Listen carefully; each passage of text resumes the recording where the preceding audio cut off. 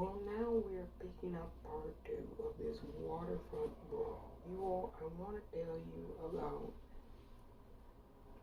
how I saw this. We're going to take it from a different vantage point to start, and then we'll come back to where a lot of people are. So, a security guard at this waterfront is telling a group of individuals that they can't park their boat in a certain location because another ferry has to come into that location. So you can't leave your boat there. So according to news reports, the individuals disobeyed what the security officer had told them. They tied up their boat and they left it there. Went on their merry way to do whatever they were doing there at the waterfront. So the security guard took it upon himself, seeing that the ferry was wanting to dock, had been sitting there waiting for a good amount of time to dock. He did what any worker would have done, including myself. He untied the boat and he physically pushed it. He didn't push it too far. Now what I would have done is I would have pushed that baby as far into the water as possible. If it got damaged, that's on you because you were told not to park it there. You know, let me talk about myself personally. It was a number of years back, maybe like 5 years back. It's the winter time. It's right before Christmas. I parked in a place. I didn't really see the sign, you all. It was at night. I didn't see the sign. And it was snow everywhere. And so I parked in a place, and across the street was Starbucks. I ran into the Starbucks, got my stuff, ran back out to my car. Surprise, surprise, there's a boot on my vehicle. I said, what the hell is this? I was in the Starbucks for a minute. Literally, it really was a minute. I ran in, I had pre-ordered it, grabbed it, and the dude was sitting in the parking lot waiting. And then he came out and said, I did it, and pointed to the sign. I was livid. I said, wait a minute. I was in there for a minute. I didn't see the sign. It's not clear. The sign was tiny. You didn't see it. He didn't come out and explain that I couldn't park there. He waited for me to go into that Starbucks, and then he gave me a boot. And it was $250 to get that shit off. Yeah, I never will forget that. Because at that time, I didn't have $250. Yeah, I had to go to the ATM. I was really running low on cash and had to give all my cash. I was so pissed. Yeah, I was a poor university student at the time, yeah. And so, this security guard, he told those folks, before they got out that boat, he told them, you cannot park here. This is not a parking space. So he gave them fair warning. He told them that. Now, they just shrugged it off and disrespected the worker. Let me tell you something. This is exactly why a lot of people don't want to go back into the office and go back to work. The sheer amount of disrespect that employees receive on a daily basis from customers. You know, they say the customer is always right. Since COVID, you all, I'm updating that. Now, the customer is not always right. Sometimes the customer is in the wrong. Because I've seen baristas at cafes just get yelled out simply because they're out of an item. The item is no longer in stock in the store at that particular time. Now, I'm sorry, but if somebody tells you, ma'am, sir, I'm sorry, my apologies, we no longer carry that item in your store, and you go into a tirade and start cursing them out, throwing things at them, that's not the fault of the employee. That's you being an asshole and a douchebag as a customer. Because they don't supply the items in the store. They just sell you what they have available in the store to you. They're not the supplier. So if you really wanted to be mad or upset about someone, you would contact their supplier and ask the supplier, why are these items not in stock in the store? Yeah. But oftentimes the employee who gets paid $15, $14, $13 an hour, yeah, they're making peanuts, standing up all day over a hot stove, cooking your food, making your coffee, and you want to berate them. This is why during COVID, a lot of baristas, a lot of retail workers, they just quit their jobs. They said, I've had it. And they went on unemployment. They're like, I'm not going to deal with this type of harassment, mistreatment. And then a lot of employers did not defend their good employees. This is a fact. The manager would be in there and not defend their employee. Like, how are you going to sit there and let a 16-year-old be berated by a grown-ass man and not defend that person and say, sir? Yeah, did you all see the one that came back into the store? I think it was like a 7-Eleven. It was like, what place was it? Oh my goodness. They sell the icy drinks, the Slurpee drinks. I can't think of it. The custards, the frozen custards. Yeah. And he had ordered no peanuts. And apparently the worker put peanuts in there. And his kid had an allergy. And the worker is like 16, a high school student age. And he comes back in and throws the Slurpee at the individual and says, you put peanuts in it. I told you, you fucking stupid. He starts using all these derogatory, racist words. And I was just like, why didn't you just come back in? Tell them to remake the drink, this time without peanuts, because you have a child with a peanut allergy. And it can be severe if they drink that. And because, you know, in life, mistakes happen. Yeah, mistakes happen. And so you can't necessarily assume that it was done purposefully. And he just berated those two girls. And this was a grown man who worked for Bank of America. He was like an executive at Bank of America. And he went in and threw the drink at the young girl, and he was cursing her out. He was calling her misogynistic names, anti-Mexican slurs. He tried to get back there and beat her up. Yeah. This is what employees have to go through. And so they keep telling people, you got to go back into the office. And people are like, no, I don't. And no, I'm not. Yeah, it's just not going to happen.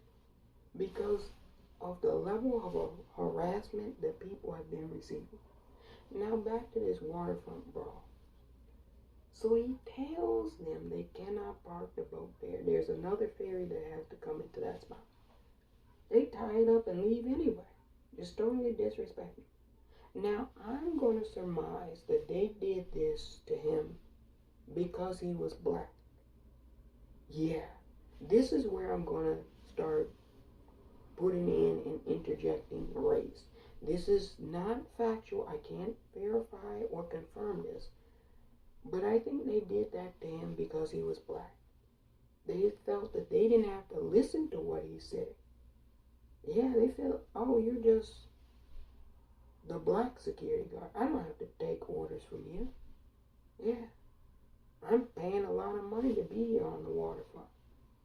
But hey, the folks on that ferry, they paid a lot of money to be on that ferry. And that's the ferry's parking spot. So he's like, you have to park in a place that you can park. And they totally disrespected him. Yeah, and I surmise they did that because he was a black man. If the security had been white, would they have done it? Possibly, but I don't think they would have. They disrespected him. Think about that. They tied up their boat after he told them they couldn't park it there and then walked off. Total disrespect. That's not just, let us park here, we'll give you a little bit of extra cash and then call us back when the ferry comes in and then we'll go and move it. They're just like, he said don't leave here. Okay, tie it up anyway. Let's walk off. Total disrespect. Yeah, nobody wants to pick up on that part, that it was totally disrespectful. It wasn't like, hey man, can we park it here until the ferry gets here? We'll pay you a little bit. We know we can't park it here. You told us that. Just give us a call. Here's one of our numbers. Give us a call. And then when you call us, we'll come and move it so the ferry can park there. You know, make arrangements, cut deals. No, it was just like, oh, a black dude told me I can't park here. Fuck him. Let me tie it up here. Alabama shit. Racist as hell. You know, this is why I don't do the South. They're racist as hell down there. You all know this. Everybody knows the South is racist as hell.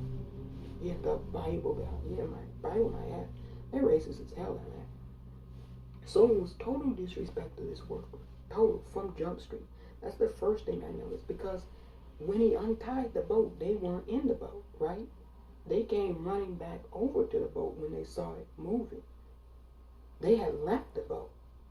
And he told them the ferry had been waiting there for a while. Let's fast forward a little bit. Here's where I disagree with what this security guard, who they referred to him in Alabama as Dang Dang. Dang Dang. Yeah. They got some strange nicknames down there. Here's where I disagree with Dang Dang. This is my only disagreement with him. Now, I'm watching the video. You gotta watch things closely. See, I watch things, I inspect everything. I wouldn't have done it this way. I'm telling you personally what I would have done. I wouldn't have done it the way he did. One person comes up to him and he tells him, I told you you couldn't park there. So I moved the boat. He gets upset and starts exchanging words with him, probably cursing him out, upset that he touched their boat, and this, that, and the other. Okay, fine. You explained it to one person, your rationale for why you did what you did. Another person comes up to you. They want to start yelling and cursing you out, and you're explaining it to them. Pause. Stop. Me personally, I'm only telling you what I would have done. I would have said, I'm not talking to anyone else. You see, we'll use some names. I'm just making up these names. You see Alex over there? I just explained exactly why I did what I did to Alex. Now you go and talk to Alex, because I'm not talking to anybody else anymore about this situation. I told you couldn't park there. I just told Alex, you go and listen to Alex's explanation of what I told him. And then I would have walked away back into my office. I wouldn't have had anything else to do with him. But what I saw, one person comes up to him, he explains it to one person. Another person comes up to him, he explains it to another person. Third person comes up to him, he explains it to a third person. Fourth person comes up to him, he explains, no, I'm not doing any of that shit. No. See, this is where people really try to test you into society. They all knew that they were in the wrong at that point. Instead of them letting it go, getting on that boat, and just being on their merry way, they wanted to continue exchanging words with him about why he did what he did. But you know, consequences a real thing. He told you from Jump Street you couldn't park your platoon there. You were blocking a ferry. So you knew if anything happened to your boat, it was because of your actions to begin with. So you cannot be upset at anyone if they give you warning and you don't heed the warning they give you. Because it's not like he didn't tell them. Now, if he didn't tell them from Jump Street and he just moved their boat, then I could see why you could be upset. But if he tells you why and you totally disrespect him, then that's on you, whatever occurs to your boat. He could have let the ferry just hit their boat. Yeah, he could have let the ferry just wreck their boat, and he would have been within his right to do so. Now, I have heard one interesting take. Somebody I was listening to, I won't say who, they said that the security guard, Dang Dang, should have called the police on them and had the police remove his boat. There's a small little problem with that. The police are not going to come out to that type of situation. I'm just being honest with you. They're not. If it's non-life threatening nowadays, police are not getting involved with shit. They don't even come out to life threatening events half of the time. So if it's something like a dispute with a company and you call law enforcement, they're going to be like, contact the manager. Should the security guard have contacted the manager? I don't know whether he did or didn't. But you know, when you have a job to do, which is to make sure that the ferries get into their dock and that there's nothing blocking it, you're getting paid to make sure that that occurs. So, you know, sometimes people say, well, why wasn't the manager informed? But you know, sometimes when a situation is going on, you have to do your job. The manager hired you to do your job, which is to make sure that the ferries come in, dock where they can, and leave. That's what your job, that's what you get compensated for. So you cannot fault him for doing what he was compensated to do, which is to tell people they cannot park there, which he did, and then to try to remove the boat if it parks there, which he also did. Yeah, the police were not going to get involved with that. You can say he should have called the police. You can say they could have come and resolved that situation. But we all know that the police were not going to come and order them to remove that boat. He would have called the police, and the police would have said, you know, we have like maybe about a 2-hour delay. We have other situations going on. Can you maybe handle that yourself? Between the customers, can you maybe contact and tell them to remove their boat, move it again? Because we're kind of busy. Then they would have hung up on you. That's not something that they're going to interject themselves in Montgomery, Alabama. It's a small town, but it's kind of well populated. Yeah. So that's not something they're going to get involved in. Especially when you have security present. They're going to be like, well, can you talk with security? And he's the security contacting the police about that. Yeah, I heard that interesting take, but I kind of dispute that because I know that the police wouldn't have gotten involved in that situation.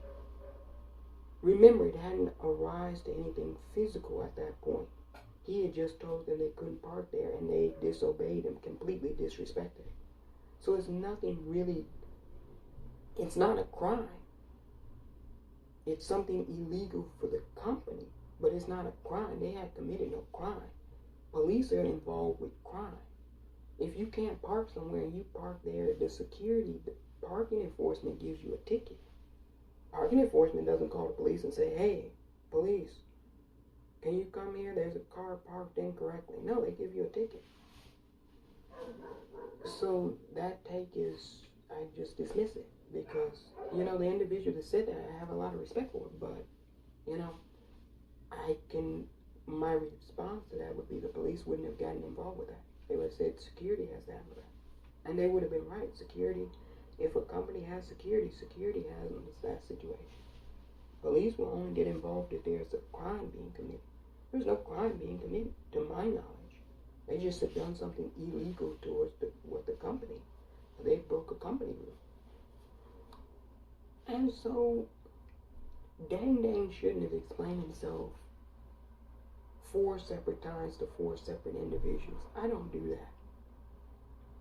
You know, it's really irritating as hell in this country. I'll go somewhere else and I'll be speaking their language. It'll be broken. Meaning I'm not speaking it even correctly. With a mask. And they understand me. I'll be in this bitch ass country with a mask speaking English. And they'll be like, can you repeat that? And I'll repeat it again. And they say, can you repeat that again for me? I can't hear you. And I don't do it after a second time. Because if you say something once to somebody and they don't hear it, that's understandable. You can repeat yourself again. But if you weren't listening intently the second time when you ask for someone to repeat it again, I'm not doing that shit. That's irritating as hell. You need to either take one of those things and clean out that wax in your ear, or you need to perk up that ear and listen better. Because that's rude as hell to have somebody keep repeating something because you don't want to pay attention and listen. That's what it boils down to. You don't want to pay attention and listen. So you want them to keep wasting their energy and their breath repeating something that you don't really want to hear. Because if you wanted to hear it, you'd hear it. Yeah, I'd be speaking broken Spanish, broken Mandarin. And they're like, yeah, right away. And I'm like, oh, you understand. It's only in this bitch-ass country where Americans don't understand shit. And you speak their language. Imagine that. Imagine that. If I was speaking Swahili, I can understand you didn't understand Swahili. Maybe not all of you, some of you would. If I was speaking Mandarin, I can understand that. If I was speaking French, I could understand that. You be speaking English. And the person that claims they speak English can't even understand you. Like, this is getting ridiculous. And it's only here. It's literally only here that that occurs. Literally. I've traversed other places. They understand. Yeah, they understand clearly because they listen. Americans don't listen. That's their problem. Big problem. Now, the 4th person he explained this to, he's the one that's really upset. And then out of nowhere, somebody just lunges at this worker and punches him straight in the face. At this point, Dang did something that's become iconic now. He was wearing a hat and he just threw the hat up in the air. And you know, that was really it. That was a sign to me of I've had it. I'm done with this. You did not just punch me over me telling you you couldn't park there. You knowing you couldn't park there. You totally disrespecting me by leaving your shit there. And then you wanting to get violent with me for simply doing my job. I've had it with you. Yeah, so the hat toss, that's forever going to be remembered. You know, I was thinking, when I saw that, I was thinking, where have I seen this image before? I had to pry around my mind. I'm like, I've seen this before, hat tossing. At graduations. You know, they wear the cap. And upon all of them graduating, getting their diploma, they toss the cap up in the air. A celebration. Victory. I've accomplished something. I made something happen. He tossed his hat up in the air because he was like, I've about had it with this mentality, this thing that we have in our society. I'm going to explain to you all in a minute what that is. I'm about had it with it. You know, and Americans, I'm going to tell you something. I'm going to let you in on a little secret. I've been had it with y'all. Yeah.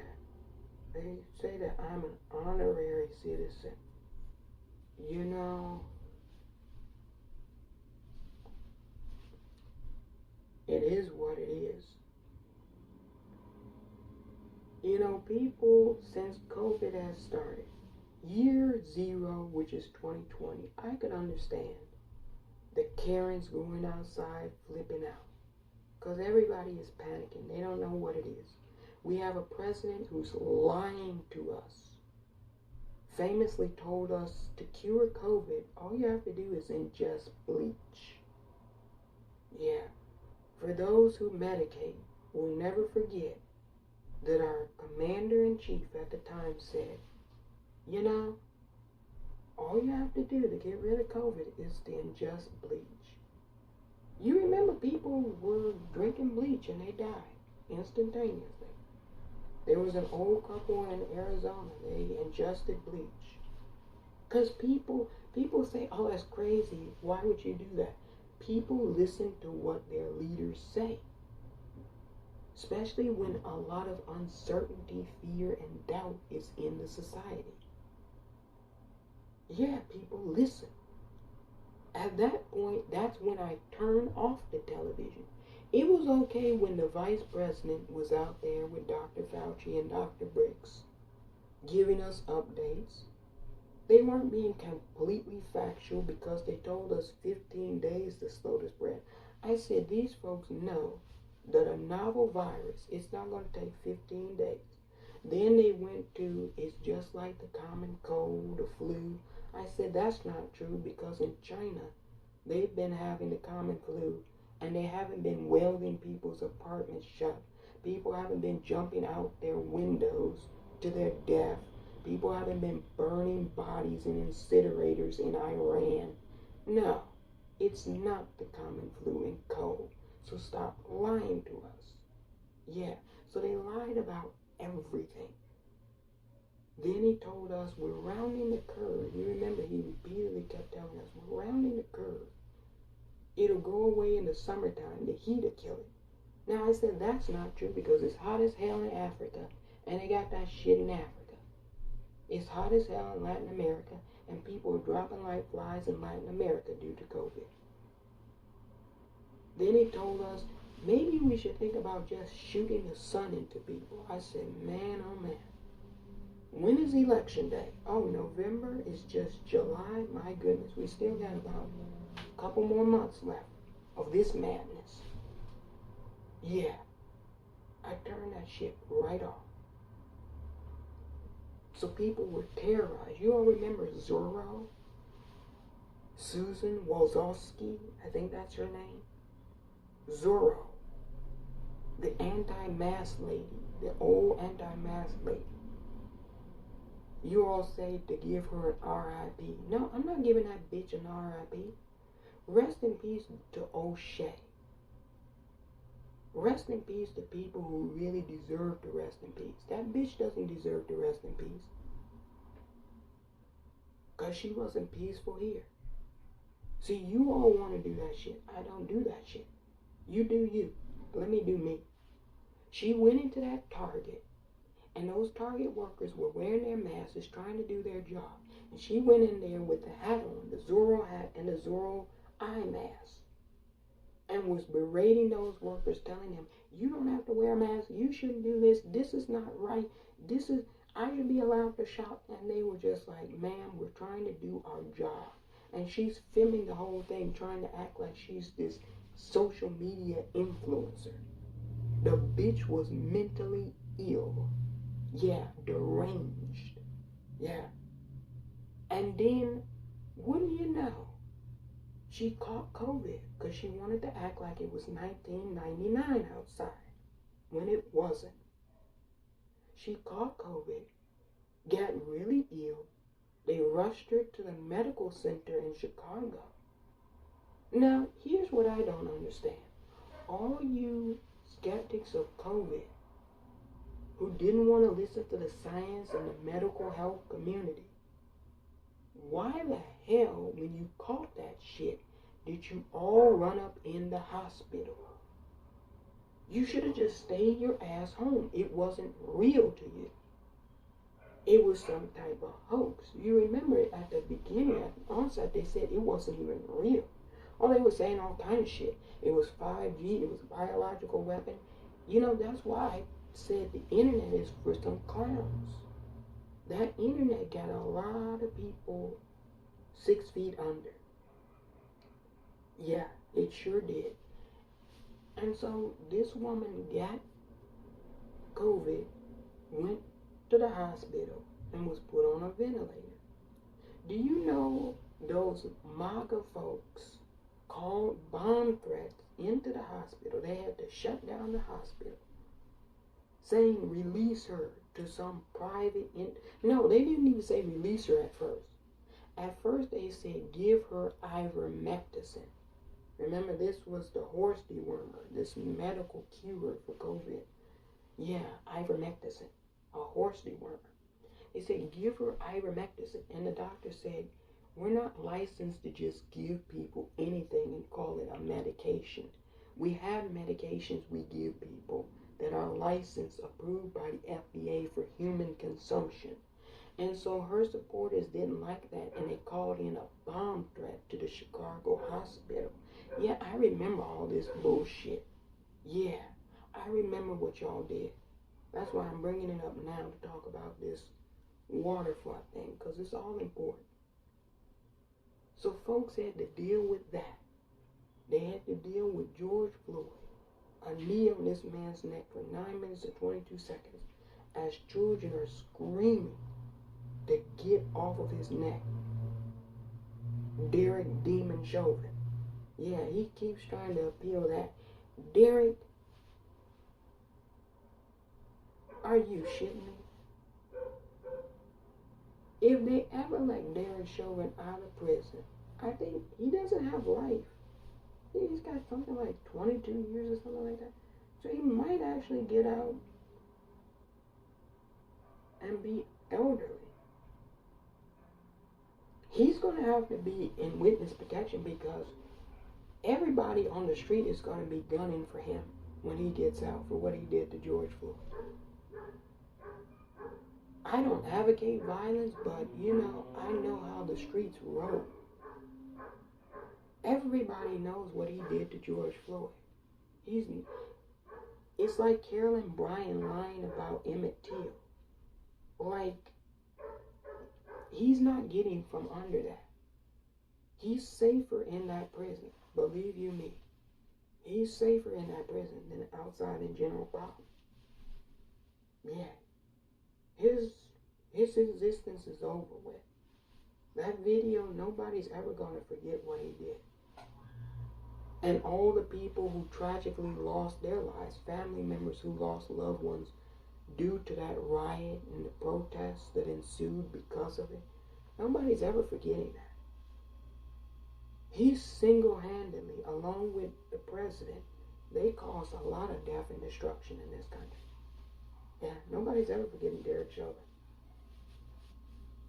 I wouldn't say what I would do if I ever ran into him, but you know how it goes. People know how it goes. You don't have to say things. Some things go without being said. People know. So Dang Dang was like, I've had it with all this. Year 0 in 2020, you got away with all kind of shit. 2021, you got away with all type of shit. 2022, you got away with all type of shit. It's 2023. We're in year 4. At this point, they've told you to socially distance. They've told you to wear a mask. They said for your safety, for your protection, we advise you to remain 6 feet away. You're all like, I don't have to listen to what they're telling me. I knew who it was that told us that. I said, I'm going to listen. See, sometimes you have to take good advice. You don't have to take every advice, but when it's good advice, you got to take it. And when they said it's a novel virus that's never been here before, I said, let me wear my mask and stay the hell away from you all. Because I know you all were sick before COVID. Now you're sicker than sick. You're sick as hell now. You are sick as hell. I kind of got better because I got rid of my bad habits. I said, what am I doing here? This is not so good. Let me get rid of this. I'm doing this. Never think about reforming here. I said, I better cut out some of these bad habits. But you double down, triple down, quadruple down. You're sick as hell. So for me, I say I have to remain about 60 feet from you.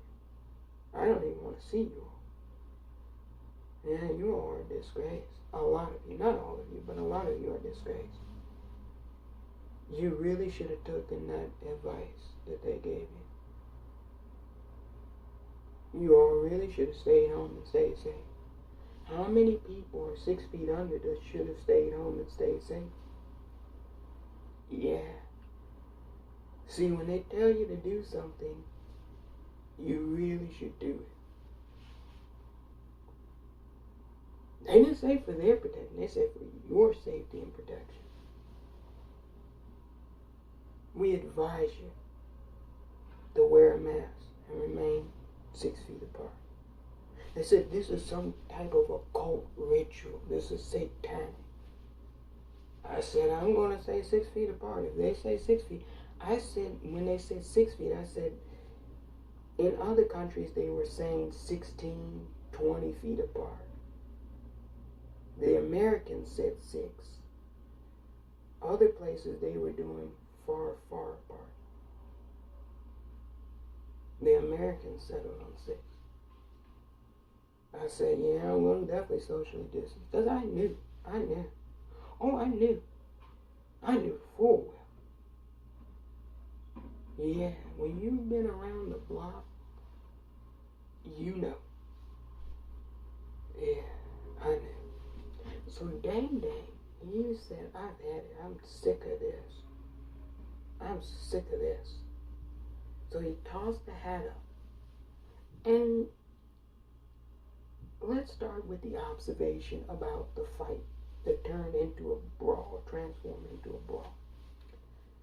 So the one person that lunged at Dang and punched him. First off, you're an idiot. Yeah, you're just an idiot, first and foremost.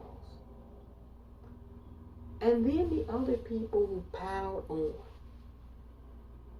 We'll get to this in a moment, but I'm going to tell you a short story, real true life story. Once upon a time, I had someone who was classified as a roommate. And this person, when they went to a bar, they would get into fights. When they got too drunk, they would get angry and get into fights. And, yeah, they were an angry drunk. And when this person got into fights, and I'm there at the bar, they would look at me like I should jump into that.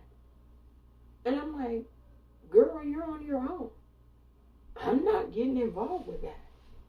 You're the one that knows yourself better than anybody else. If you know that if you drink too much alcohol, you get angry and want to start arguments and fight, why should I get involved in your fights, your disputes? That's you. And so if you get your ass whooped, I'm just going to stand there or sit there and watch it. If you win, you win. You lose, you lose. It's not on me. And so sometimes she would be like, why didn't you intervene? I'm like, why should I? Why don't you go and fix yourself? You know you have a problem. It's not me that has that problem. You have the problem. Don't project your problem onto me. Yeah, long time ago. Finally, the individual stopped drinking. Yeah, went to AA and cleaned up. Hasn't had a drink in years. I tell that story to tell you all this. When that one individual who was on that shit with the other people punched Dang Dang, all the rest of them that jumped in, they shouldn't have. They should have let Dang Dang and that one individual fight that out. Because all of them were upset and angry, but all of them didn't lunge and punch it. One person decided to do that. Where I'm from, a fight is 1-to-1. Motto to motto. But see, you all remember Tucker Carlson saying that he saw the clip of some Trump supporters, 3 Trump supporters, fighting one Antifa person, and he felt sympathy for it because they were all white. And he said that's not how they do, that's not what they do. But he found himself wanting them to kill the person. I said at the time, I think when we talked about Fox News and the lies that Tucker Carlson told his audience, spread the big lie, I said, Tucker, you're lying. That's exactly what white men do. They've done that for centuries. They have a propensity to do that. They never just go one-on-one. Because let's face it, white men are scared of other men fighting them one-on-one. This is the truth, you all. And so that's where this gun culture comes from. That's something that's instantaneous, meaning I don't have to fight. I don't have to really have any kind of skill. I'm too afraid of somebody. So it's easier and quicker to just shoot the person. Yeah, that's where all of this comes from. Fear. Fear of getting your ass whooped if you get into a confrontation one-on-one with someone. You look at Daniel Penny on the subway train. He comes up from behind and ambushes Jordan Neely. And then you have 2 other individuals hold his arms and restrain him. So he can't get loose. Now Jordan Neely and Daniel Penny are about the same type of weight, more or less. Jordan might have been a little bit scrawnier because he was hungry. But if it's one-on-one, you don't ambush the person. They stand a fair chance of fighting you back. So the way I see it, white men in America and European white men have always been a bunch of cowards, have never wanted to fight fair. Everyone around the world knows this. Yeah, it's only Americans that think that they fight fairly. Everyone knows you Americans don't fight fair. The expectation now is that you don't fight fair. And regardless of whether you fight fair or not, other folks are ready for you. Yeah, that's the expectation now. And so this is what they do. They gang up because they know they can't win 1-to-1. And all of those people who ganged up on Dang Dang, something else that's not being said that I think should be said more. What were they going to do to Dang Dang? 5, 6 men plus the bitch who was down there punching and beating him up? They were going to kill Dang Dang. Come on, report it the way it happened, you all. See, this is why I don't like the corporate-run media. They were going to murder Dang Dang. Yeah, they were going to murder him. They were going to beat that man to death. They were going to lynch him. And so the other young man who saw that happen, he jumped into the water and he swam. They said he was a future Michael Phelps. Man, he was fast on that water. I said, look at him go. He ran up and climbed the dock. And then he didn't do much. I'm not going to lie. But he prevented them from murdering Dang Dang. In my estimation, they were going to murder Dang Dang. And then they were going to say, oh, well, we were intoxicated as a legitimate excuse to get away with murder. Intoxication doesn't give you license to violently assault and attempt to murder him. You know, they're going to be charged. I would charge them with attempted murder. Some people are like, that's too extreme. But no, it's not.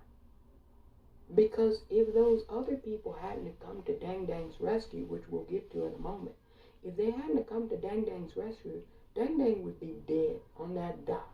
And we all know that. Or most of us do. We know how they do in the South, in Alabama. They lynch black people. For those of you all who are too young, the South is notorious for lynching black people.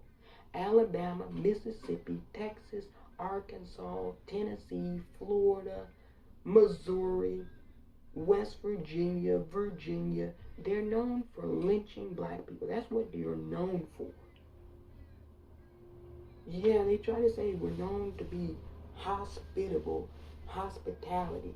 No, Georgia, all you fuckers are known for lynching and murdering black people in mass for centuries in this country. And it being condoned and governed by the United States government. That's what you're known for. That's what you're known for. And so they were going to lynch Dang Dang right there on the dock if those other folks hadn't come there to defend him. Yeah. Now, the dude that had the folding chair. You know, I saw a white supremacist say that the woman who went into that scuffle while those men are fighting, we're going to analyze that too. She went in there and she was trying to punch on Dang Dang. They said when the other dudes came over, they punched and hit her. Well, yeah. I got no problem with that because she decided she wanted to get into something that wasn't really for her. She didn't come over there. You never saw her in the frame argue with Dang Dang. He never told her anything. It was all the guys. So when they all piled onto Dang Dang, why would you come over and get involved in a fight that men were totally already involved in?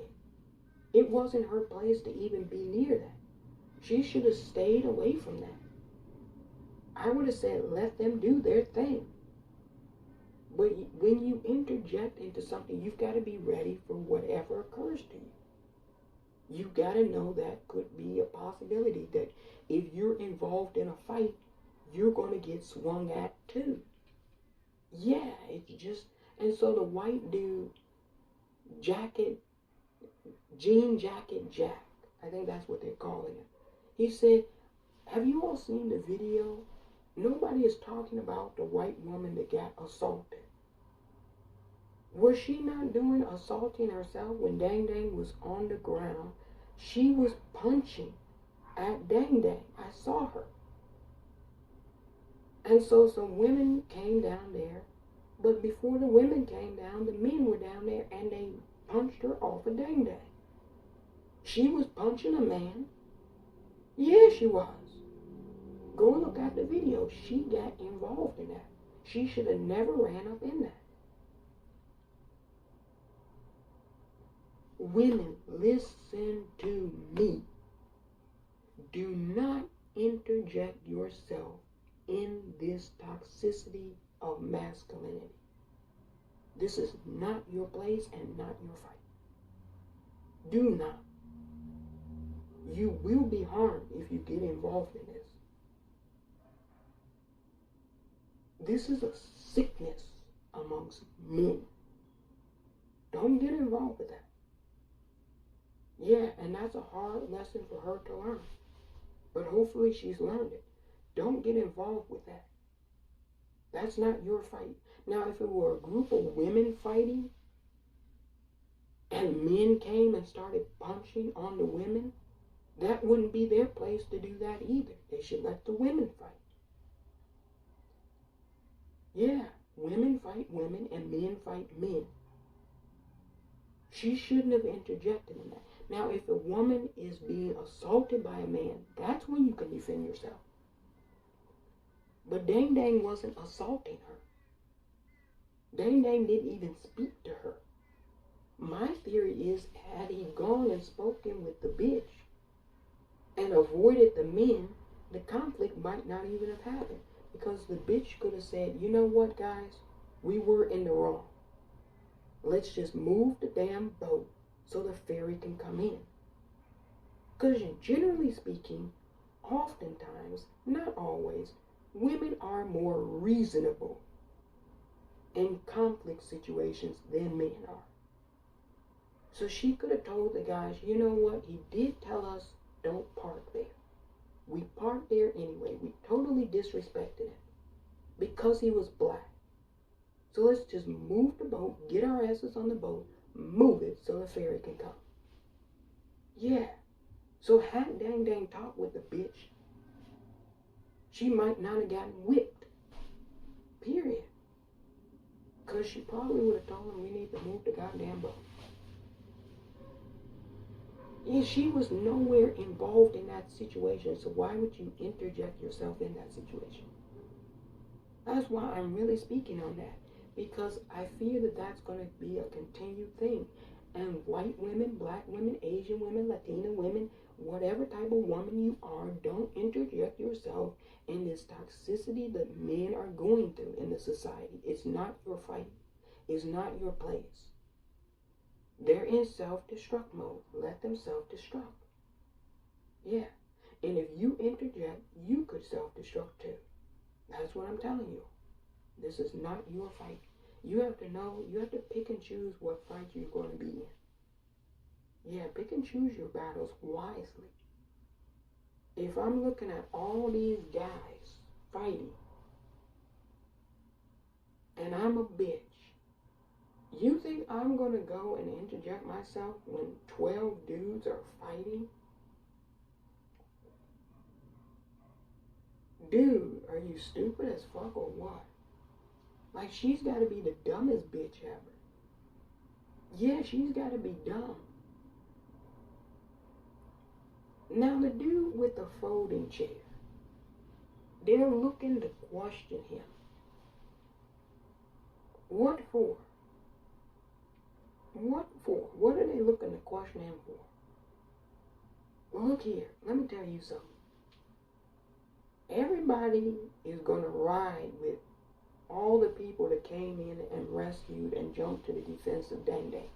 Everybody is going to ride with them. Because what happened to Dang Dang was completely uncalled for. That crew that did that to Dang Dang, they should pay that man's retirement. Whatever money they have, they should pay for him to retire. He should never have to be a security guard again. They should give him free beer for life. Because that's totally on them. I don't take all that. It's the employee. No, I'm not doing that. He was totally in the right. He told them they couldn't park there. They parked there anyway and totally disrespected him and walked off. He said the ferry had been waiting there for a long period of time, so he just untied it, and they came running back pissed off, intoxicated, but they knew they couldn't park there in the first place. I don't blame the booze, no. I blame the individual that published it. Yeah, he's the real culprit there. He lunges and punched him. And Dang Dang had every right to defend himself. Yeah. What I would have done, though, I would have, after I saw them getting upset with me, an altercation coming, Dang Dang should have gone back into his office and got maybe some knives or something. Held them knives out and told him, hey, if you come close to me, you keep doing this to me, I'm going to gut you. Yeah. Sometimes you have to really put the fear in people, like you're going to do something to them, because they'll try to gang up on you and tell you. They were, in my opinion, that crew was hell-bent on causing Dang Dang violence. They were going to start a fight with him. Yeah. They just were unlucky enough to have all of those other people just happening to be there to protect it. Do I think it was race-based? Absolutely I do. It's Alabama. That always has to go into the equation. But it's America in general. But it's even worse in the South. I'm just going to be honest with you. Yeah, they wouldn't have been that violent and punched on a white security guard like that over telling them they couldn't park their platoon there and the ferry has to come in. No. No, they wouldn't have done that to a white guy. No. They did that to him because he was black. Straight up. And kudos to all the people that came in and jumped to his defense. They're heroes and heroines. Yeah, they're heroes. Yeah, that story is going to be forever told. I saw somebody holding the folding chair. They were all holding it. Yeah, that's a legendary chair now. That chair is probably going to be worth millions of dollars, just that folding chair. People are riding around the country with folding chairs on their cars. People are fired up about it. And rightfully so. You know how, like, they say it's the final straw, you're getting on my final nerve. Did you all have parents that would warn you when you're reached the tipping point? And be like, child, you seriously are getting on my final nerve. If you do one more thing, I'm going to do X, Y, and Z to you. Don't let me see you again tonight. Yeah. Did you all have parents like that? And boy, they meant it too. I'm telling you. So,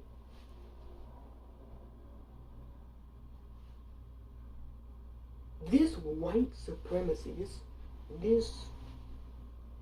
I don't like the term white supremacy. It's not supreme. It's really inferiority, masking itself as its supremacy.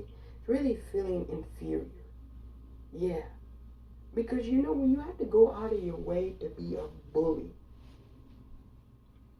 you know, bullies, they don't really tell you this about bullies. I'm going to tell you all something that they don't really tell you about bullies. The psychology of a bully is like this.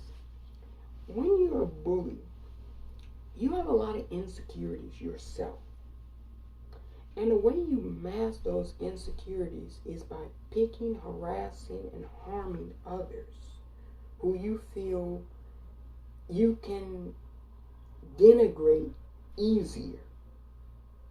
Because you don't want those insecurities that you feel about yourself being seen by others. So you project your insecurities onto someone else that you feel you can easily get away with. That's the psychology of a bully.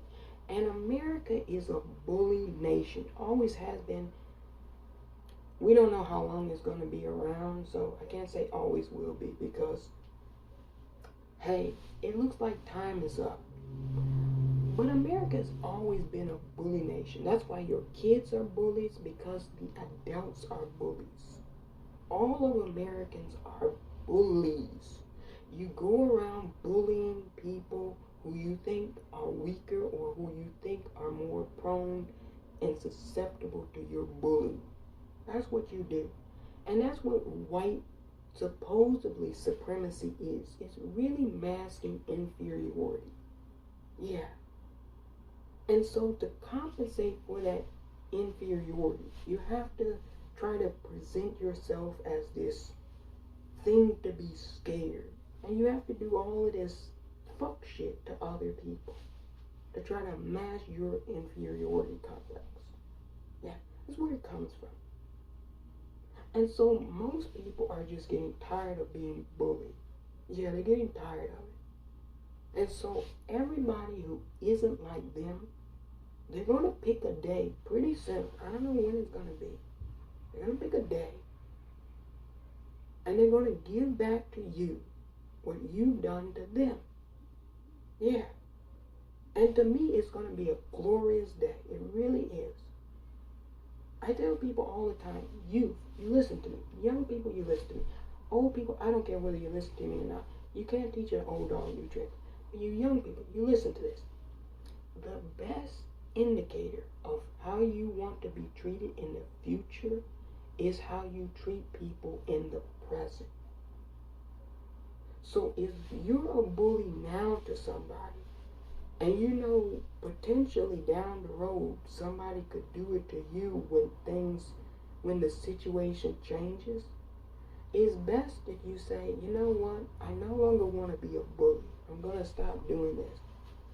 Because potentially down the road somebody could do this to me. And I wouldn't like it if they did it to me, so I'm not going to do it to you.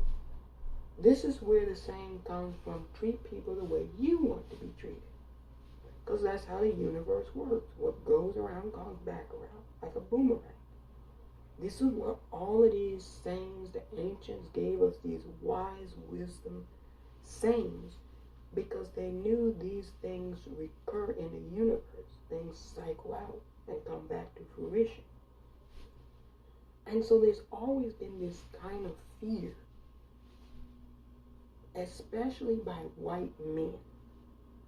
Somewhat by white women, but especially by white men, that because of what they did to black Americans, that it's going to happen to them. They're going to be treated the way they treated black Americans.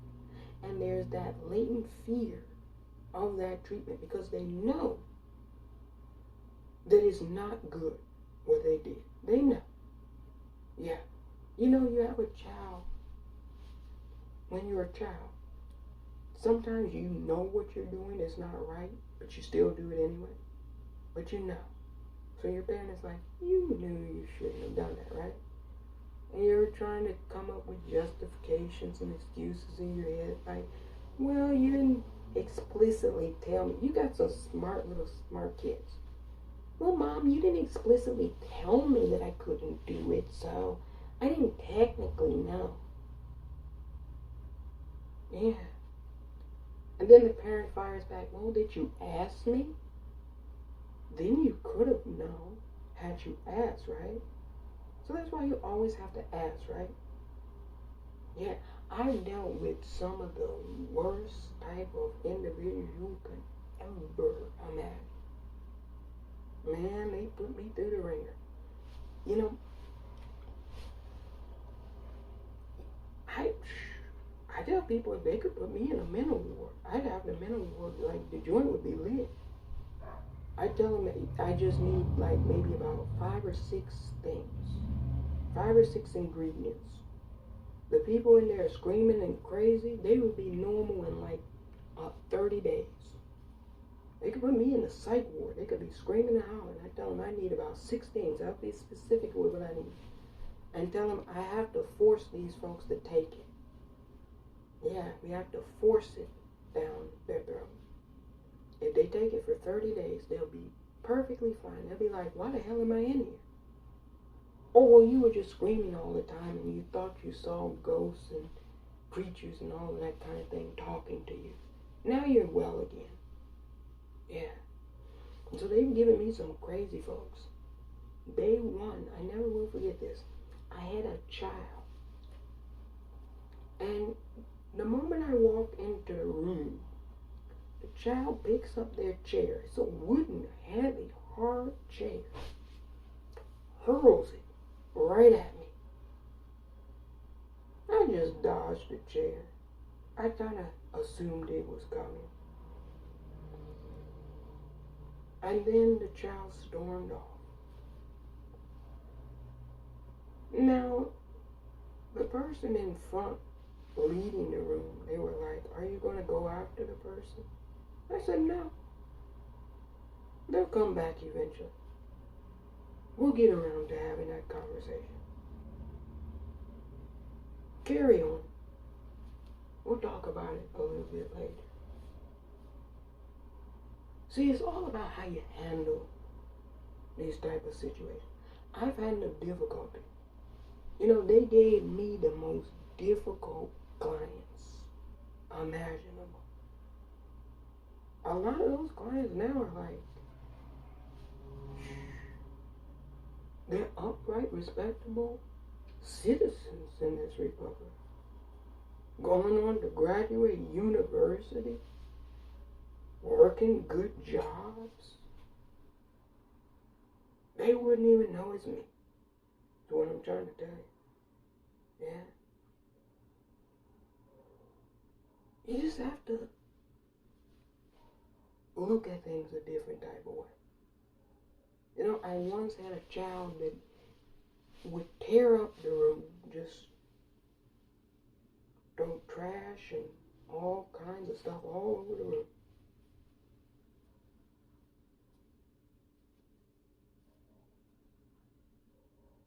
They would be like, "You're gonna make me pick this up, right?" I said, "No. I'm gonna leave it right here. I'm not gonna pick it up. You don't have to pick it up. I'm just gonna leave it right here."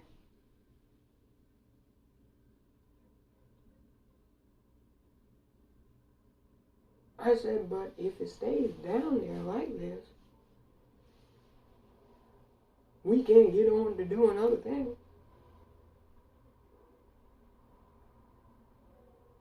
Yeah, and just plugged in my music and just was listening to music.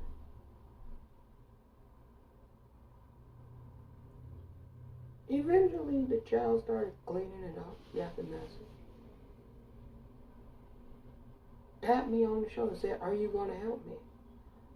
I said, "I didn't assist you in creating the mess, so why should I assist you in cleaning it up? You got to do it yourself. It's going to take me a long time." I said, "It's going to take you a long time to clean up this mess? How long did it take you to create it?" "Not that long." I said, "Do you see where I'm going with this? Sometimes when you cause a lot of destruction, it can take a longer time to clean it up than it does to create it, right? So in the future, maybe we should avoid creating messes that take a long time to clean up, right? If you make a mess and it's small and tiny and you isolate it, you don't have to spend as much time cleaning it up." Yeah. Simplicity.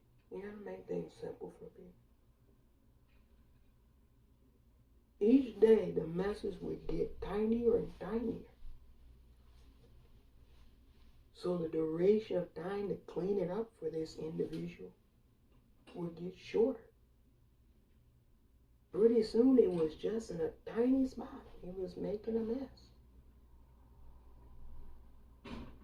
Said, "I cleaned it up fast this time." He was counting down how fast it took to clean it up. I said, "Wow, I'm impressed."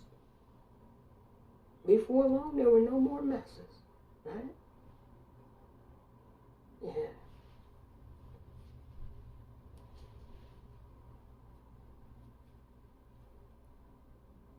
See, this is a peculiar type of thing. Or this is. It's hard to grapple or shape and mold it into what you want it to be. Yeah. The Waterfront Brawl, I said, look at this. Americans are fighting.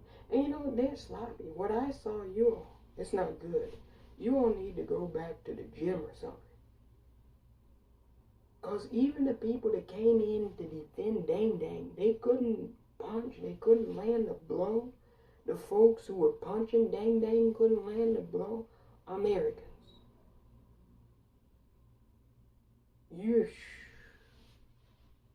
You all need to get the punching bag out.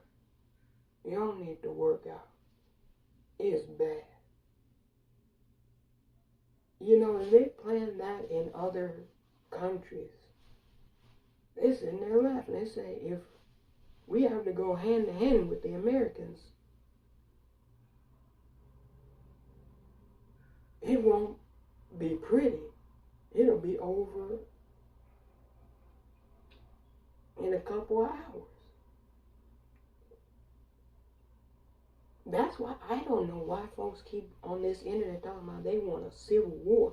I'm like, Americans, first the location. Who wants to have a civil war in their backyard? Yeah, your cars, your home. A lot of folks talking on this talk don't even like hearing a gunshot go off. They're like, call the police, I just heard a gunshot. Yeah, a civil war type, folks. So the location, where are you going to have it? They're like, we'll come into the cities. Ciao.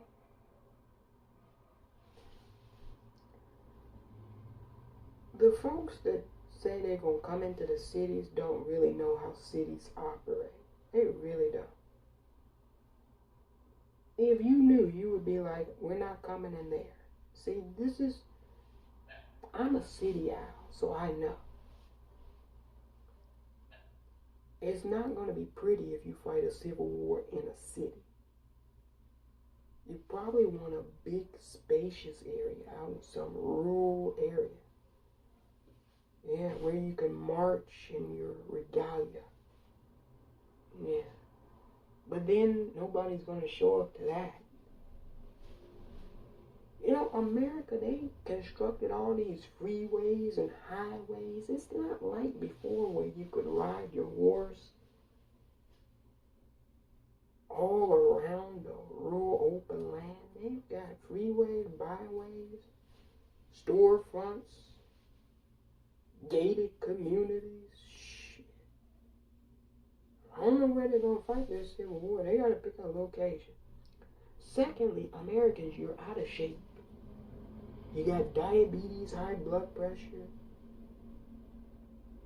You're way above the BMI, body mass index, for those of you who don't know what the acronym stands for. I didn't want to say obese, but, you know. A lot of you get winded running up a flight of steps. You have so many medical conditions on so many medications. I don't think you would fare very well in a civil war. Like, you all couldn't even really stay and do the job in Afghanistan.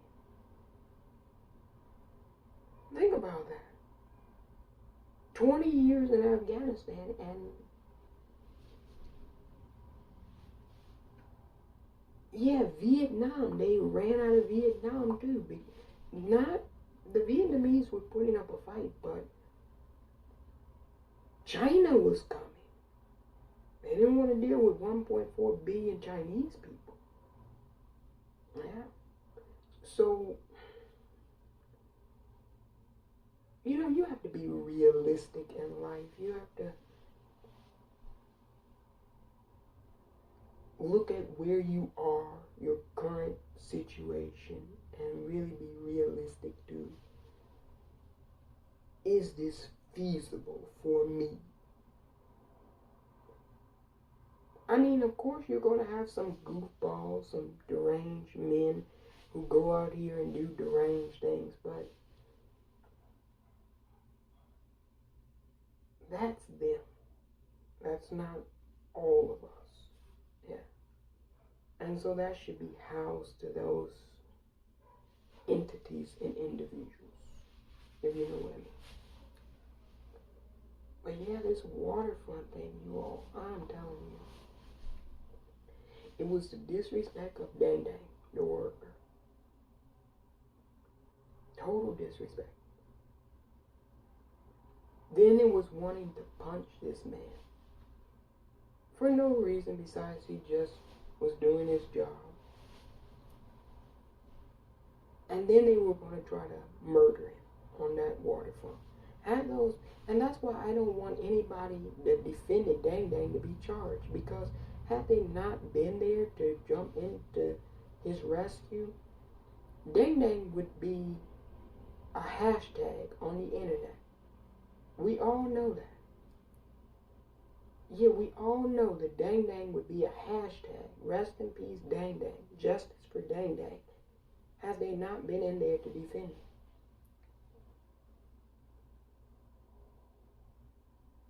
Yeah, he would have been just like George Floyd, Ahmaud Arbery, Breonna Taylor. Yeah, it would have been the same thing.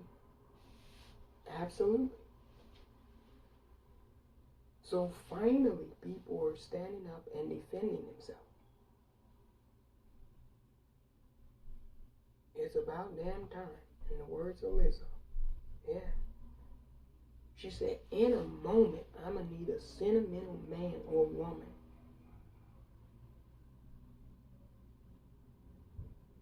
Yeah, to pump me up. Yeah. Yeah.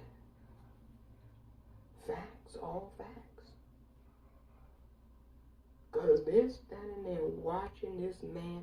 And kudos and shout out to play-by-play commentator. You know, I think they got a ESPN, ABC Sports, NBC Sports. They gotta seriously think about hiring Lauren Spivey to do some color commentary for them for these fights. I mean, she was just, you all.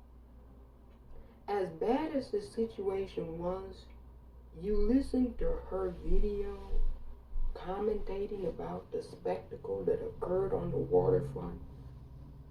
Child, I was dying of laughter. The sounds, the noises she was making. I can't even replicate that shit. But the color commentary, look. That woman, they should hire her to commentate on fights. Seriously, I would watch the fights if they had her commentate. I would just watch it for her commentary. Man, I'm telling you, she kind of, to me, that commentary made the whole situation really what in essence it was. You know how they say sometimes you can be the mood of the moment? Yeah, she was just like in it. But she wasn't even in it. But she was in it. Think about that. She wasn't part of that whole melee, that brawl. She was just giving her color commentary about what was transpired. And it was... She's got to do all the interviews. She's got to go on everything. I saw her. I think she's been on a bunch of internet shows. But she's... You know how they give the award for somebody, the winner of something? She's the winner of that brawl. And she wasn't even in it. She's the winner.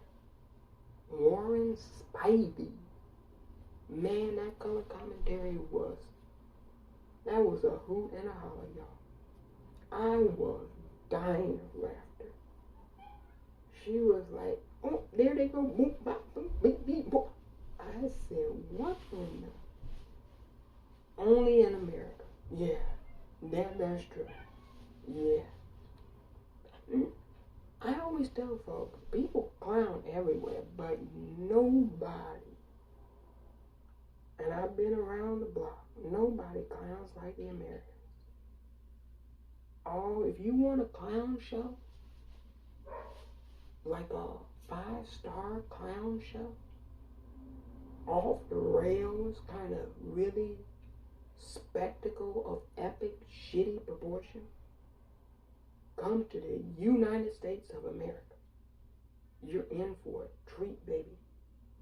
It's the greatest show on earth. Yeah, you just have to know that. Is it something in the water? No, it's just Americans. They've always been like that. Before people immigrated over here, the Aboriginal, they should be a little bit more honest. They were clowning too. It's always been a clown show in the Americas. The Americas has always been a clown show. You know, I saw the Pope, he says his wish was for peace in the Americas.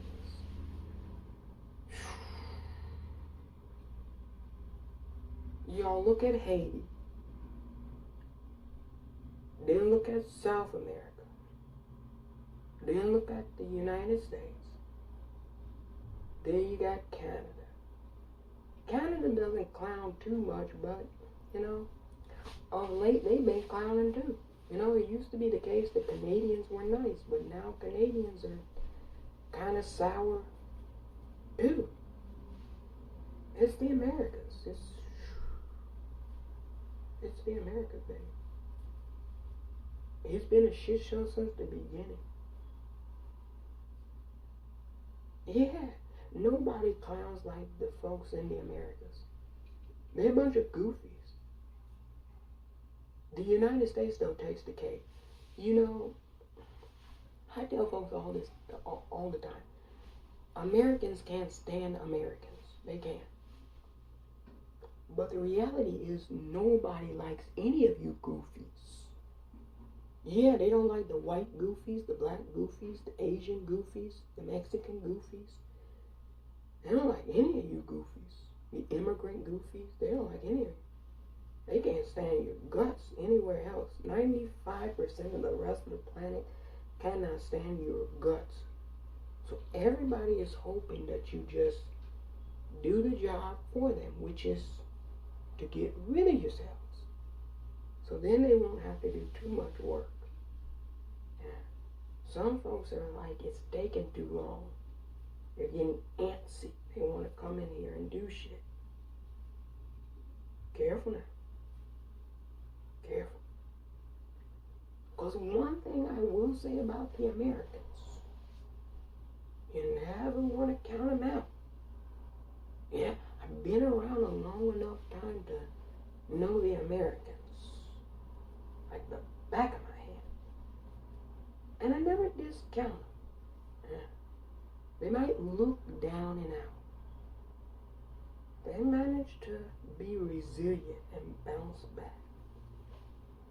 We shall see. But I never count out the Americans. No. Some people say, you're American. Technically. Tragically and technically.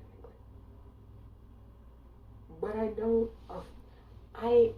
don't completely affiliate with all of the tomfoolery and the rigmarole and the damn stupidity. I don't affiliate with that. But technically, that would be accurate. Tragically, I'm American. And people say, why tragically? Because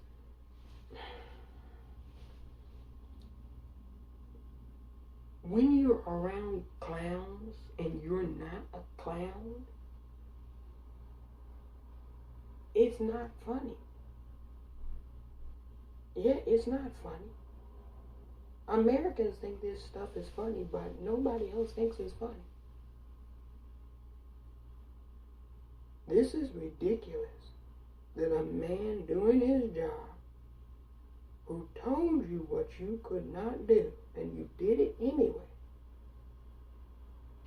was assaulted to the point where I believe it's attempted murder. And they should be charged with hate crimes too, because they did that because he was black. They want to try to obfuscate that and say they were drunk. Was there alcohol involved? Absolutely. I've been drunk before and got into arguments. I didn't assault people. Yeah, just being drunk and getting into an argument is not grounds for saying you're going to assault someone. So I'm not buying that argument. And even with him being down on the ground, 5 of them punching this man while he's on the ground. That's bogus as hell. Because where I'm from, if it's a fight, you let one-on-one fight. Those other men who jumped into that, they're bogus as hell. I'm going to be honest with you. They're bogus as hell for doing that. Because that's not a fight. That's trying to kill him. Because a fight is one-to-one. And you notice all of these straight, heterosexual men, they always talk about how they're alpha and everybody else is beta. But let me tell you something. I don't believe in that type of terminology because it was based off of an analysis for a different species. It wasn't even based off of an analysis for humans. But hey, if that's not the most beta shit you've ever seen, tell me what is. One person gets into a fight with somebody and the rest of you pile in on it like a skirmish, like a scrum, like you're playing rugby or something. No, a fight is one person to one person, man to man. They talk all that shit about man to man and they're this tough and they're that tough. Well, it should have been dang dang and the person who lunged at him fighting. All the rest of them should have backed off and said, hey, let these two fight. But you know why those white guys didn't do that? Because they know dang dang would have beat the shit out of that white dude one-on-one. That's why they had to come in and pile in on him. Because dang dang was landing some blows. I saw the video. And they got scared that their friend was going to get punched the shit out of. Which was rightfully so, because he's the one that started it. Yeah, if you start something, it should just be on you to finish it. Other people shouldn't jump into your mess. And see, that's why all of them have to be held accountable that were involved in that. Because they should have let the individual that punched dang dang get it on with dang dang. That's a fight. That's a real fight. It turned into a brawl because they were already brawling with dang dang. 5-on-1. The bitch made it 6. So 6-on-1. Do you think that's fair for 6 people to attack one person? And then you're going to sit there and tell yourself you're alpha? Well, a real alpha doesn't need to have 5 other alphas attack one potential alpha, right? A real alpha will go one alpha to one alpha. So they talk all that shit about beta. They talk all that shit about gay and queer people. But let me tell you something. That was beta. You look like a bitch. That's the shit bitches do. 5 bitches on one bitch. That's bitch ass shit. Yeah, grown ass men. I'll call it what it is. Because the media's not going to tell you all this. But I'm not the media. That was bitch ass shit. That's the same shit men sit around laughing at women for doing. Oh, look at those 2 girls fighting that girl. Ha ha he he. But that's the exact same shit the white men have been doing for centuries. And they don't want to say that, but it's true. Yeah. That's where bitches got it from. The original bitch is the white man. Yeah. 5 men on one person? I said, this is not fair. This is not a fight. And people were saying it's a fight, but it's not a fight. A fight is one person to one person. Now you all going to try to change up the definition of what a fight is. And I have no problem with a fight, if it's fair. Yeah, people fight all the time. Let them go. Look, we had to be skilled in a lot of things. Full disclosure, I've been in some fisticuffs, as they would say. But it was always one-to-one. If I had the friends, I would tell the friends, no, stay out of this. This is me and this individual. Yeah, you don't tell your friends to hop in. That's not a fight. They stand around, they cheer you on and shit. Your friends cheer you and their friends cheer them. But that's a fight. That wasn't a fight what I saw. That was some bitch ass shit. 5 men attacking one person because they knew dang dang was going to kick their friend's ass. Period. So that's why they had to go in. And then when he's on the ground, they're still punching and beating the man. Yeah. That's some bitch ass shit. You seen bitches when they fight? They'll pull each other's hair. All that shit. They'll pull each other's hair. Yeah. That was some bitch ass shit that they did. That wasn't alpha at all. No, that wasn't alpha. Yeah, that wasn't alpha. I don't care whether you fight dirty or not. The streets, you always fight dirty in the streets. But it's 1-to-1. Even if you fight dirty in the streets, it's still 1-to-1. It's not 20 of your homies come and attack one of my homies. No, that's not fair. And let me tell you something. That's why a lot of times there's retaliation on the streets. Because bitch ass folks do that shit. And that's bitchy. If you're going to fight with somebody, let me tell you something, Americans. You're a bunch of bullies and bitches. All of you. Men, women, all of you. You're a bunch of bullies and bitches. Because if you're going to fight with somebody, if I'm going to fight with somebody, I'm going to come alone and fight with them. And my expectation is they come alone and they fight with me. And we have it out. That's a fight. But if you show up with 20 of your homies and I show up by myself, that's not a fight. Yeah, that's not a fight. I'm like, you are a bitch, because anybody knows that if you're really about shit, you go and you take care of your own business.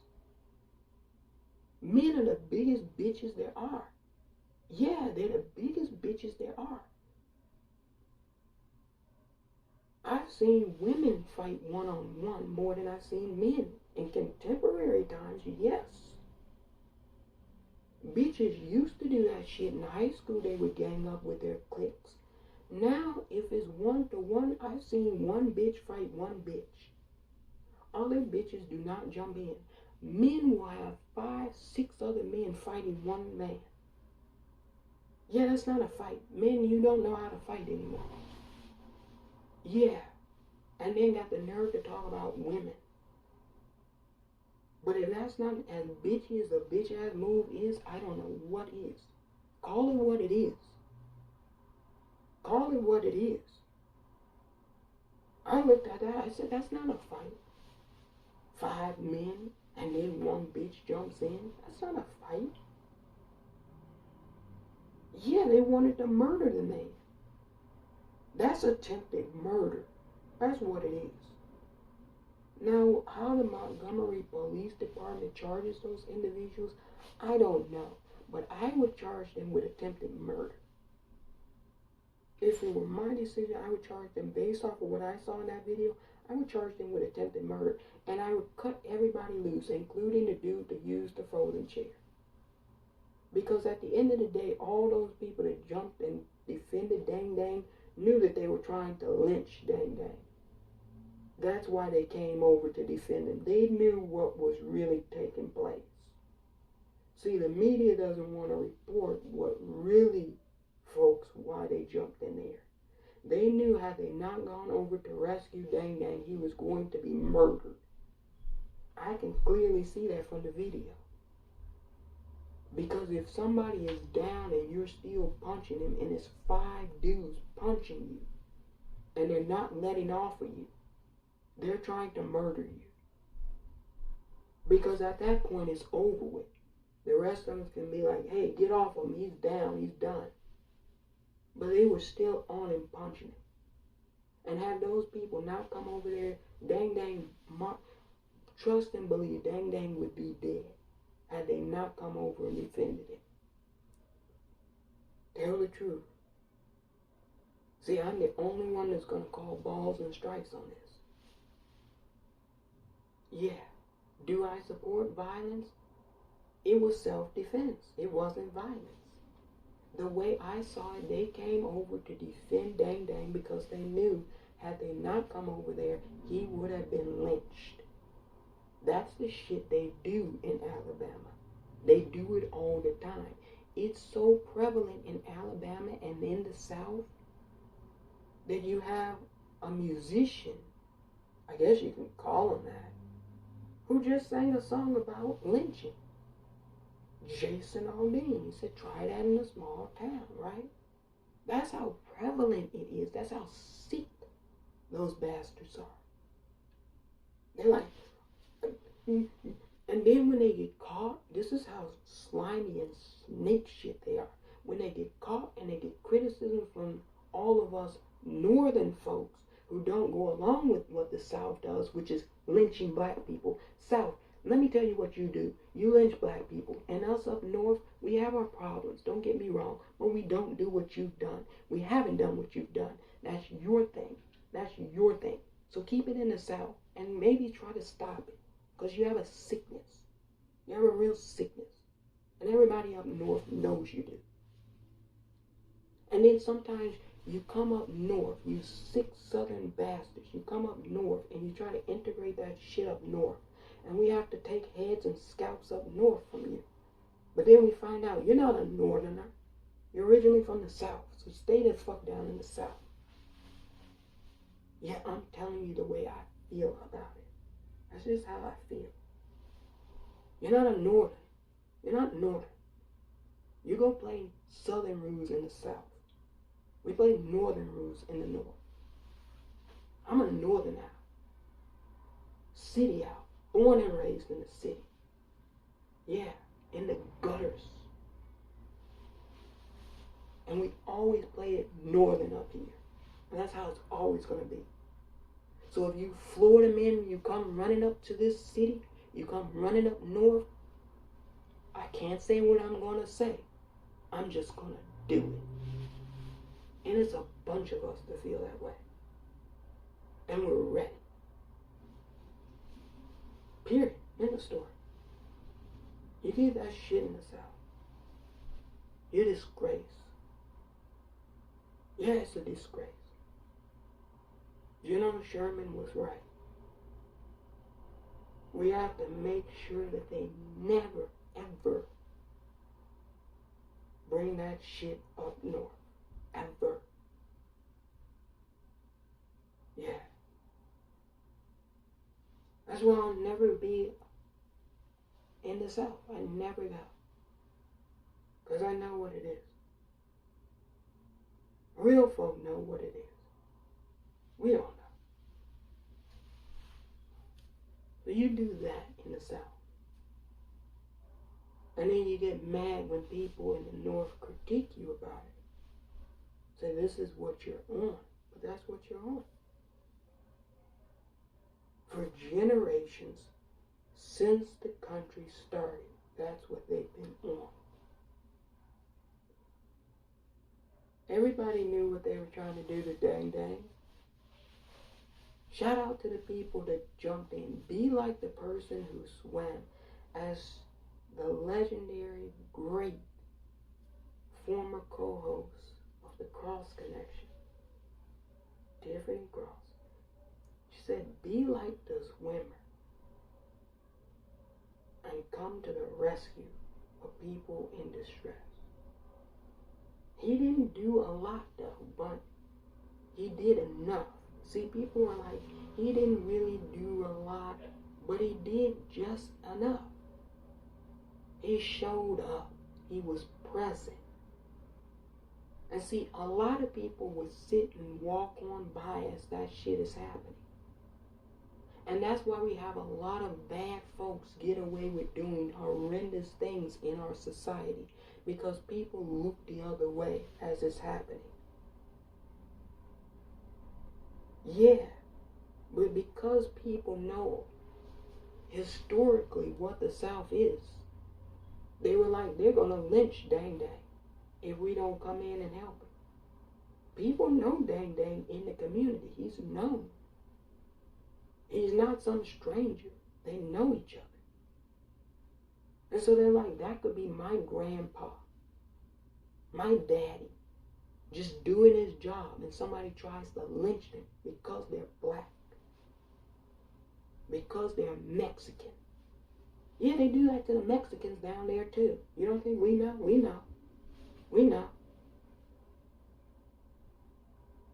The Chicanos can't stand them in the South. Look at Texas. They can't stand them. So they keep talking all that shit, but they know where the cities are. I tell them, bring it. You know, they had the former president. I just woke up one day and he gathered his whole cabinet. I said, this is going to be great. I got the popcorn out. I said, this is going to be fun. And I turned on the television and he said, you know, they ought to just let me in there. I can clean that up in 30 days. That's what he said. I can clean that up in 30 days. He said, that's a real mess what's going on. They've allowed anarchy and communism and Marxism in Seattle.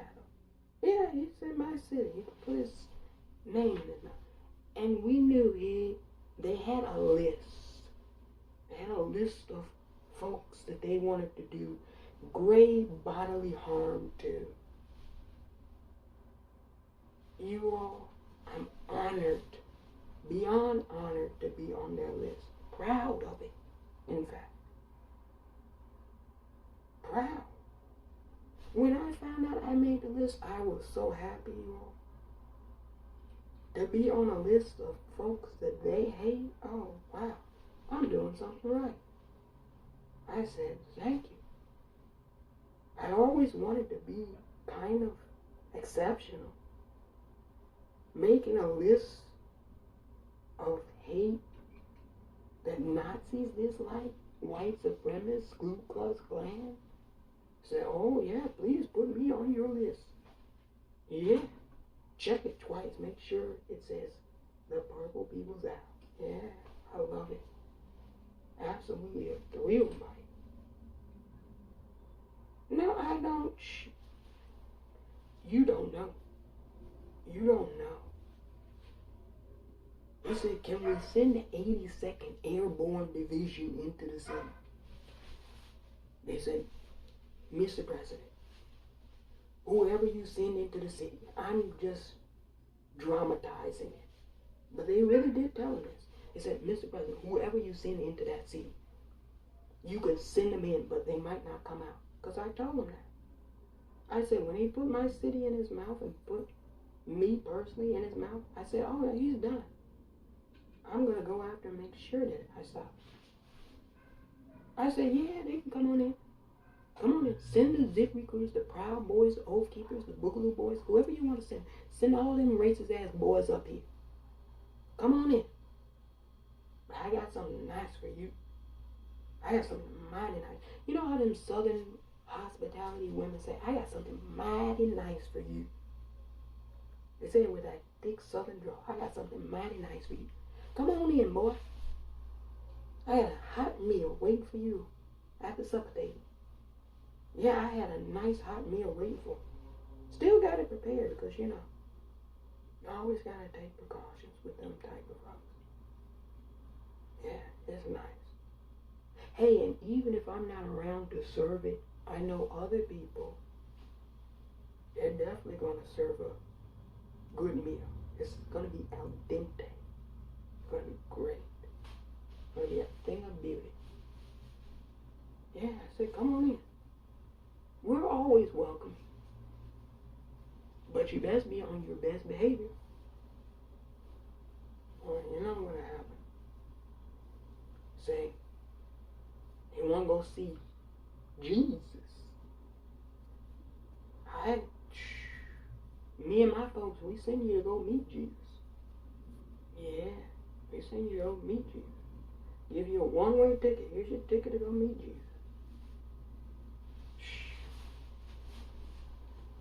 Yeah. No, I don't. There's a few things in life that I don't play with, at least in what we constitute as this simulation called life. There's a few things I don't play with. I don't like bigotry. I don't like racism. I don't like misogyny. I don't like homophobia. I don't like these things. They're disgusting, despicable, and there's no value in it. Because at the end of the day, people are going to do what they want to do. Like Christians are going to be Christian. I can rail against it till hell freezes over, and folks are still going to be Christian. Folks are going to be Muslim. I can rail against them till hell freezes over, and folks are still going to be Muslim. Folks are still going to be Jewish. I can rail against them until hell freezes over. They're still going to be Jewish. Folks are still going to be Buddhists, agnostic, atheists, on and on and on and on. Folks are still going to be queer. They're still going to be black. They're still going to be Mexican. They're still going to be Asian. So there's no sense in me really going out of my way to be hateful towards folks who are just what they are. Now that being said, I can critique something if I don't think that it has a positive influence. And I do that often. But I will never advocate for violence towards somebody just because of who they are. Now, that's low vibrational. That's no. Because it doesn't do anything. It doesn't solve anything. Yeah, it doesn't solve anything. All these people who have tried genocide, how many times? Yeah, how many times have they tried genociding groups here? The Armenians, they tried genociding the Armenians. People tried genociding the Jewish folks. People tried genociding black folks. People tried genociding Hispanic folks. How many times have humans been on this low vibrational genocidal entity and energy? Ain't folks still around? So it would stand to reason, if you were a smart, thoughtful creature, that you would know you can't get rid of people. It ain't gonna happen. Period. So at some point you just have to deal with things you don't necessarily agree with, right? I have to find some way to coexist. There's a lot of shit I don't like about America. Yeah. I don't sit around every day. You know, today I don't like this thing about the country. I just say from time to time I don't like certain behavior, but I mean, it is what it is. You just chalk it up and keep it moving. Yeah, but all of this advocating for violence, I'm going to tell you, that's coming from one group, one political party, and one entity in America. Yeah. I don't see it coming from a lot of different directions. I see it coming one way. We're going to have to talk about that. All the violent rhetoric talking about how they're going to harm people because they disagree with people, that's coming from the Republican Party and Republican voters towards people they politically disagree with. Now, I politically disagree with conservatives, and I drag the bitches all the time. But you never hear me on this internet say, go harm conservatives. I'm not going to say it. I passionately can disagree with you without wanting to advocate for your harm. Yeah, this is basic.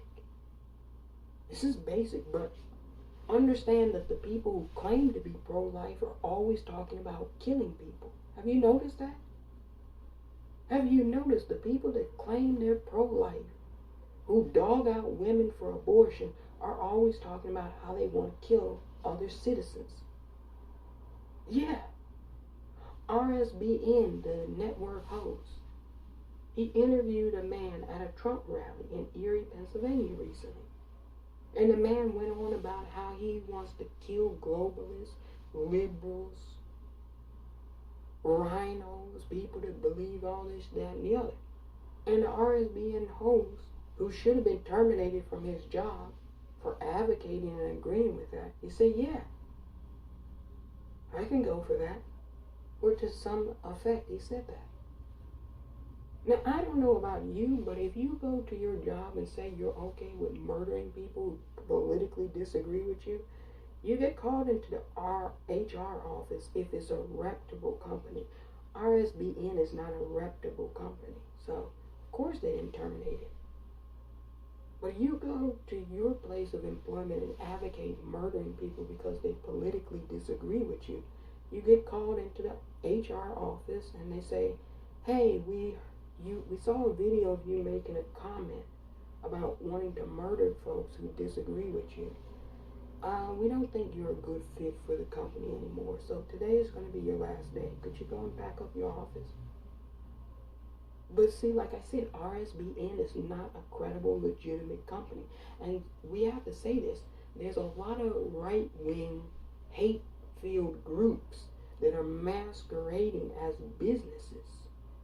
And other bigger businesses are giving them a license to do that. So RSBN should be pulled.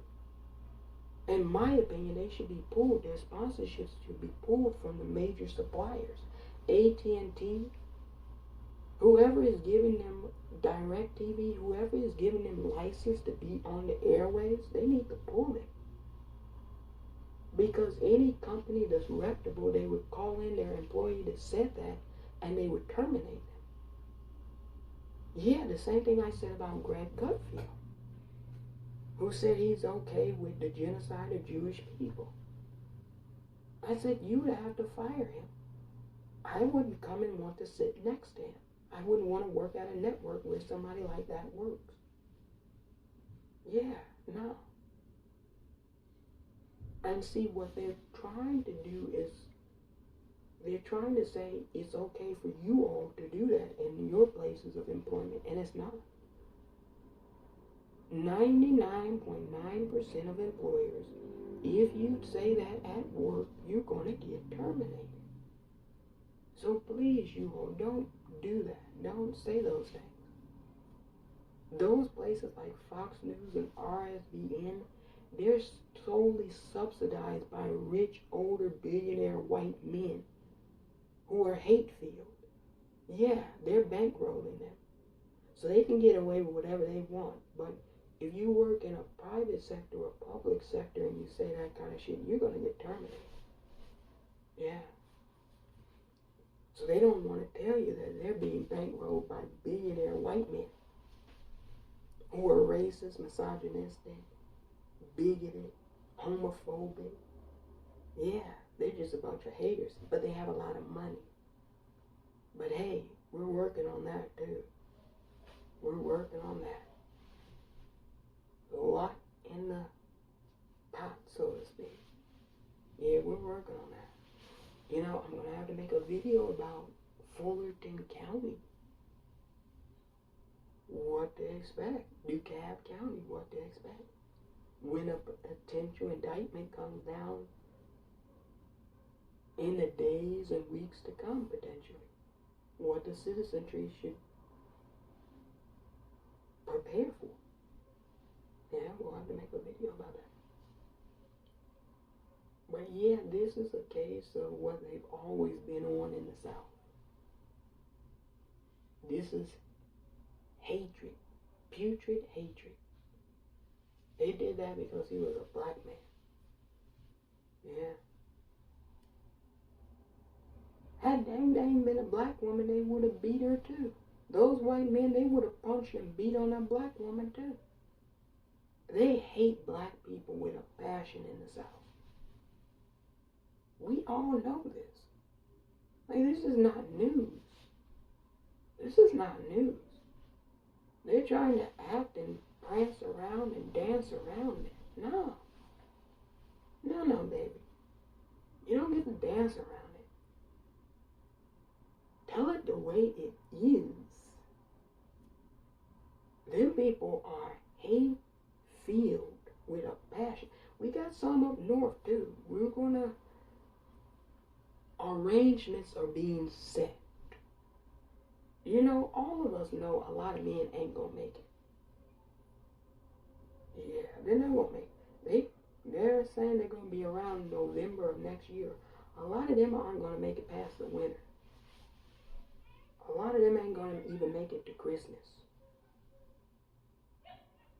Remember I told you that first. A lot of Trump supporters are not going to make it to Christmas this year. They're not. They're in a spiral. They're spiraling out of control. They're going down the drain.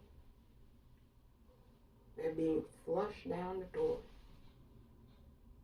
We all know it. It's obvious.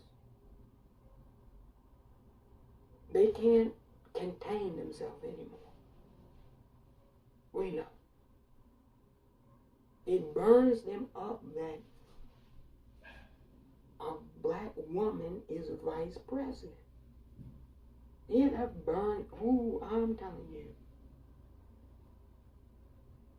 Every day having to wake up and see that black woman as a vice president, knowing what their ancestors did to black women in America. Ooh, child, you have no idea why they're tripping out. I know, I really know why they're tripping out. Yeah, they haven't done what they needed to do to get well. I don't think they can get well. They're sick. There's no cure for the sickness with a lot of them. Some of them maybe. Some of them may be amendable to treatment, but a lot, hell no. Hell no. Yeah. So a lot of folks ain't gonna make it to Christmas. Y'all might as well say R.I.P. to a lot of men in particular that you know. Say R.I.P. Rest in peace. Because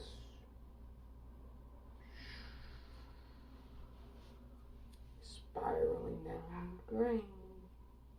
It's a beautiful thing. It really is. See, this needed to happen a long time ago. This is the only way we're all going to be able to achieve a more perfect union. If the people who don't want that achievement are not here with us, amongst us. Everybody ain't going to make it in a republic, y'all. We all know this. Everybody's not suited and fitted for a republic. You know, they keep talking about democracy, but everybody in this joint ain't democratic. They don't believe in democratic values. One person, one vote.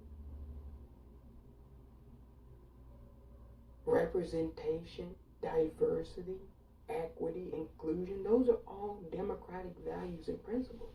A lot of folks in this joint don't believe in that, never have believed in that. Period. And so now they keep saying this is a test of democracy. No, not really. What it is some people don't believe in it and some people do. And you're seeing the folks who don't misbehave, flip out, go crazy, and the folks that do push back against the folks who don't. That's what you're seeing in real time, live. They said the revolution will not be televised. It's being live streamed as we speak. Every day. Every day. Yeah. So folks are finally standing up and pushing back against the extremism in their society. See, for a long time, they could try to keep that hidden. But now that you got Agent Chaos, the lunatic from Mar-a-Lago, a.k.a. Donald J. Trump, when he came down that golden escalator and said, you know, those people coming into our country, they're not sending their best. They're murderers and rapists and thieves. You know what I stopped and said to myself? I said, that sounds like all the bitches that's already been here. Like, Americans, let's be real with ourselves. Time to be real. Before anybody from Mexico came to this country,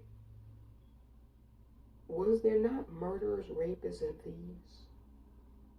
Like, it'd be different if we didn't have any crime and then all of a sudden folks from the South invaded us and then crime started. No, come on now. We had all types of crime happening in this country. Actually, crime has gone down since the Mexicans have been over here. Mexicans have made America safer. Yeah. I'll tell anybody, look at the crime statistics. They're like, back in the day, we didn't have so many mass shootings. No, you just had lynchings.